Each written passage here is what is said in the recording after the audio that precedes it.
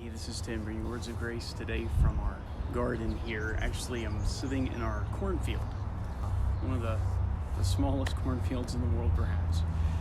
But I want to use that to ask a question that maybe you've had. Can God use me? Can God use me? That's a good question. God does use us, and we're thankful for that. But maybe there's two other questions we should ask before we ask that question, can God use us? One is, am I willing? Think of the Apostle Paul. God used him in a great way. You put it this way, but we have this treasure in jars of clay to show that the surpassing power belongs to God and not to us. He knew that usefulness to God, powerful usefulness in God's hands, is not based on the individual. We're just jars of clay. We're just tools, gardening tools in his hand, and some of these gardening tools have 1 prong or 3 prongs or 10 prongs, but it's not the prongs, it's the gardener. The same with us. It's not who we are necessarily with our gifts and talents, the sophistication of the person or the giftedness. It's the greatness of God. Think of Jesus when he fed the multitude. He didn't need a fine catering hall or a 5-star chef. He just needed a little child that was willing. Paul was willing. And he worked hard, but he was willing.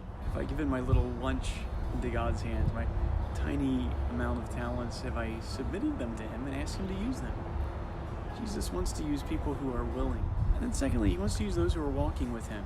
Jesus used another gardening illustration, that of a vine and branches. He said, abide in me. The branch that is abiding in him, the vine, will bring forth much fruit. And so we need to be remaining with him, spending time with him, praying, being in his word, being in his presence. It's not based on the giftedness. It's based on willingness and walking.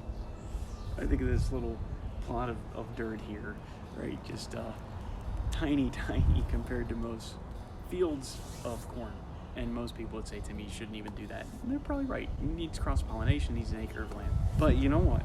If God wanted to, he could take this little plot of ground and he could bring enough fruit to feed all of Queens, all of New York, if he wanted to. The issue is not the size, the talents.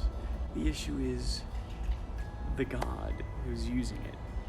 It's not the broken jar of clay. It's the God who's ministering through the broken jar of clay. So the Lord can use you greatly if you will let him. If you're wanting him to, willingness, and if you're walking with him, putting aside the things that would keep you back from walking with him. You might say, Tim, God can't use me. You just don't know how my past or how small are my talents. I'd say those are the wrong questions to ask. Put the past behind you. The future's ahead of you. Say, Lord, please use me. I'm willing. I'm giving you my little bit of lunch. And use me to feed a multitude.